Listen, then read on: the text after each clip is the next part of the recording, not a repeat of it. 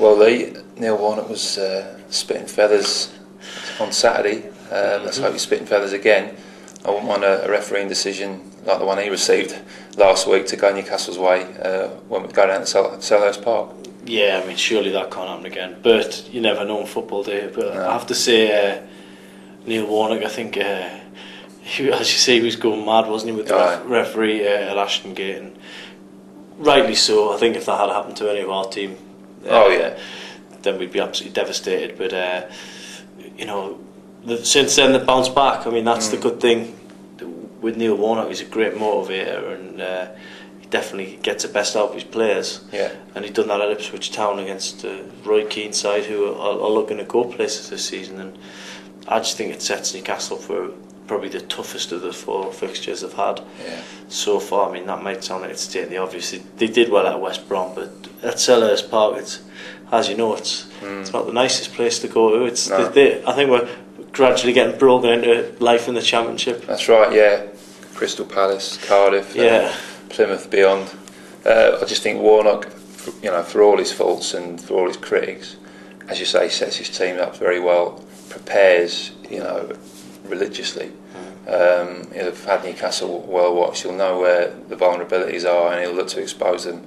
And as you say, this for me is by far the biggest test. Not just in a sort of football sense, in terms of the environment Newcastle are going into. If there's a decent crowd there, there'll be a decent atmosphere. It's a tight ground, a very old-fashioned ground. Yeah. And in terms of the physical battle that they're going to face, to be fair, West Brom ultimately, the hardest side on that, on that aspect that Newcastle are going to face this season. So Palace, could be a stumbling block to Newcastle, maybe going top of the table by themselves. Yeah, well, I think we both kind of said before, didn't we, that Chris Hughton would quite gladly take a point from this game. Yeah.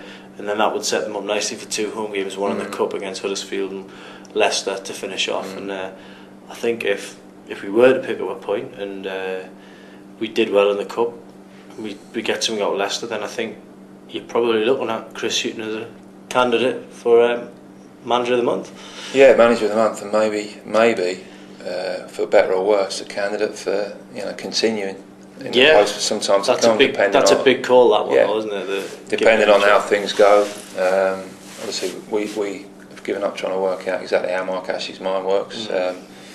But as you say, I don't think he'd been expected to do any better than he has so far. And if Newcastle can go to Palace and get at least a point, and then follow that up with a decent result against Leicester at home, which they're obviously capable of, then that is a far better August. The far better opening month of the season, I think any of us had a right to expect.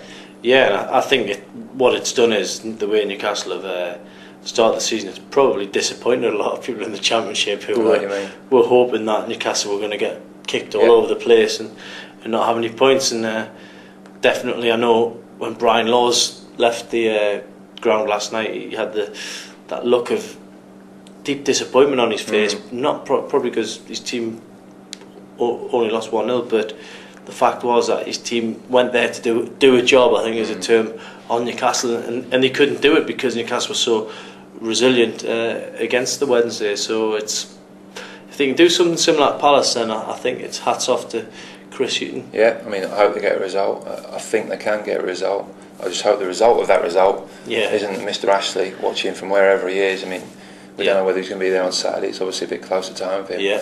The worry is that Mr. Ashley just thinks, well, things are going so well. Do I have to keep negotiating with Barrymore or whoever, for the club? Can I just risk staying on? Fingers crossed, in my opinion, that doesn't happen, but we'll have to wait and see.